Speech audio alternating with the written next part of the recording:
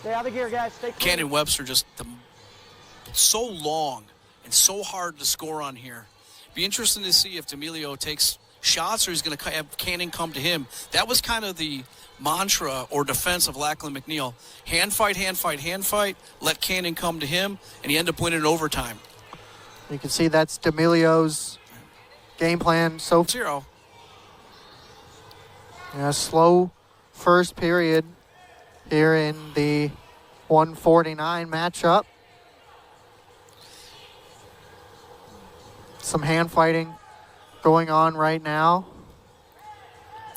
Yeah. D'Amelio backs away from it again. And strategy here, Webster trying to wear him out a little bit. He's got a great gas tank. I mean, Cannon haven't seen Cannon ever get tired. 1-0, that early lead from D'Amelio. Looking to get back to that All-American status that he was 2 years ago. And he's in a good situation, ranked 12th in the very strong Big Ten here. Ranked 12th, and he's in position, good position in this match right now against number 11, Cannon Webster. Cannon Webster, usually a very fast, a little bit. You see Cannon Webster's ankle got a little bit awkward underneath him when he came back down to the mat. That'll happen at his size, but he's all right. Go back right down to the bottom. Now to all fours. Yeah, D'Amelio has just been an anchor in the lineup for Tom Ryan. He's won 20 matches for 3 seasons in a row, and he's got 11 already this year, so 20's right around the corner for him. Let's see if he can add to the total here, or if Cannon Webster can score that point and stop him from his 12th win.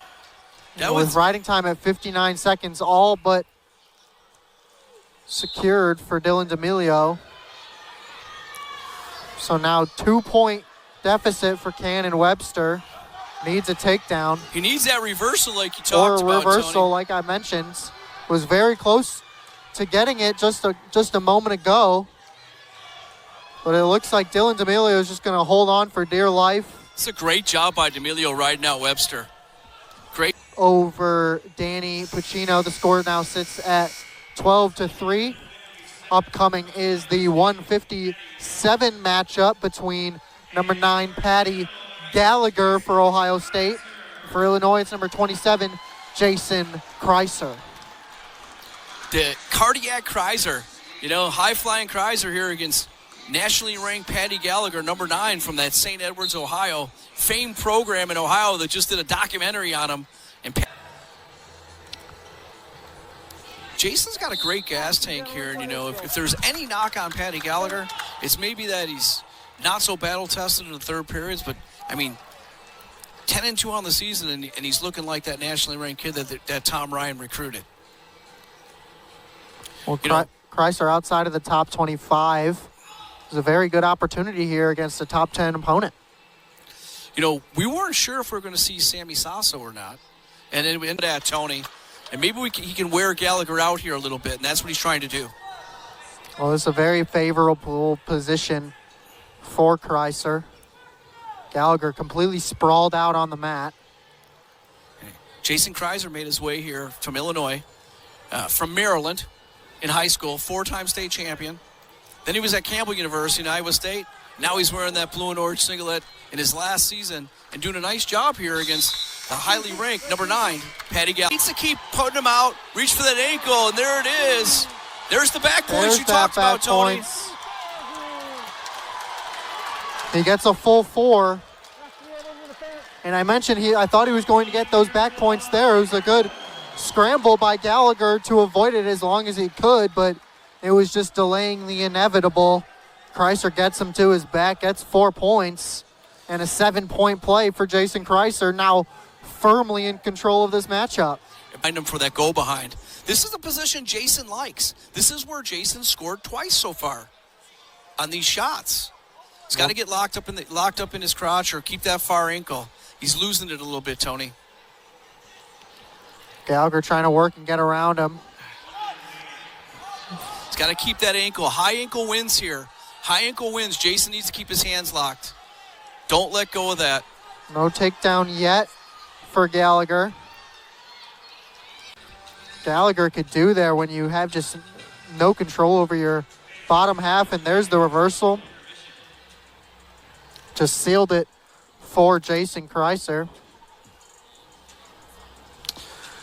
Well, we are halfway through this top 10 matchup in the Big Ten. The score sits 12 for Ohio State and 6 for Illinois. We'll be back after this. They're tough guys, so. Going to be what they are, but that's why we wrestle the matches. And right off the bat, 165, undefeated redshirt freshman Braden Scholes against highly touted Ethan Burden. Contrasting styles. Mean, physical, nasty, tall, lengthy, athletic. We'll see what happens, but I know that 165-pound matchup's the one you're looking at, Tony. It absolutely is, and we will get back to it after another short break. We'll be right back on Big Ten Plus. Back here to Big Ten Plus out of Dublin, Ohio, and Dublin Kaufman High School. He's a true freshman. He's 8-4 to start his collegiate career. Has a loss in his only duel. He does have the right foot of Scholes and takes a big shot. He does get the first points of the matchup. Nice takedown by Ethan Burden. That's what he likes to do. He likes to attack the legs, long, lengthy, very tall for 65. These two men to cut this lead. Burden doing a nice job with forward pressure, keeping Braden mad. There he goes. He cuts him. So 6-2 now in the 165 matchup. You know, Braden Scholes is riding a high, 9-0. In his last match, he beat, ranked Derek Gilcher 2-0. Before that, had a technical fall and a pin. And, just under a minute to go. And Braden Scholes needs to get on the board here. Straight up to his feet. Thought he was going to get the easy escape. Instead, now looking for a chance to just get out from underneath Braden Scholes. And as I mentioned, this is where Scholes likes to make his living. He likes to go to work on top. Looking for that far arm here, a little Turk ride or maybe a butcher. Just trying to roll him over. Burden looking for that high leg over. Burden gets to his knees. Oh, he's pulling that wrist out. But no points to show for it so far. Like you said, he needs an early escape and a takedown to tie this matchup up with unranked Ethan Burden. And there it is. He does get up in the immediate shot attempt, but good defense there by Ethan Burden to get out of the way. So Scholes gave up two very easy takedowns.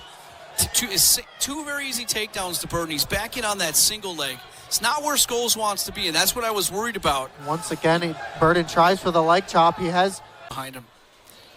This is, it's going to be hard to reverse, but Scholes is still in a situation where he can tie this match with the 1 minute of riding time on the clock. Here comes another angle of it. Here's Burden goes for that head, goes for the leg chop at the same time.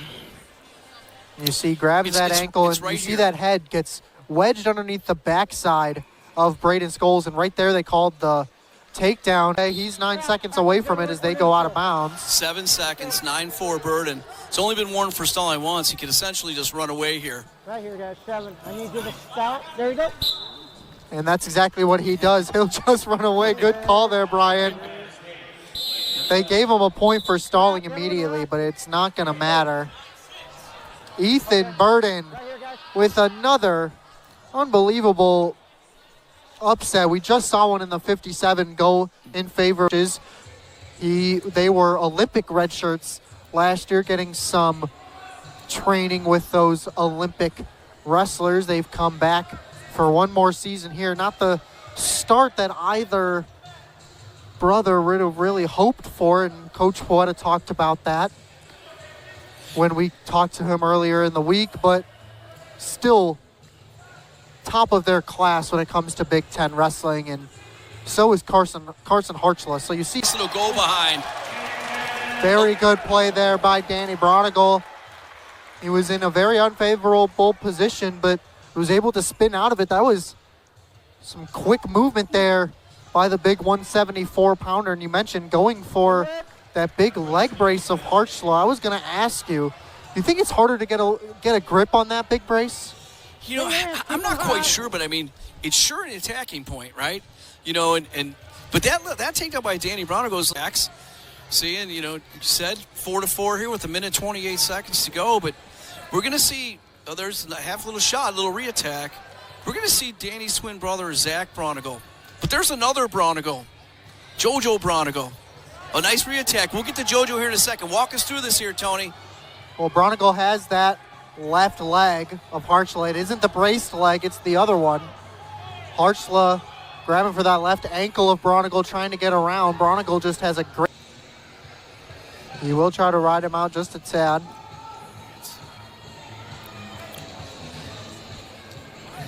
Now a big pull back down to the mat.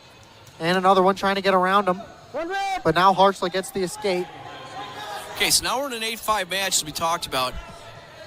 Danny Bronigal needs a takedown, to get this match tied. Harchla with the 2 takedown advantage right now. Danny's got to start pushing the pace.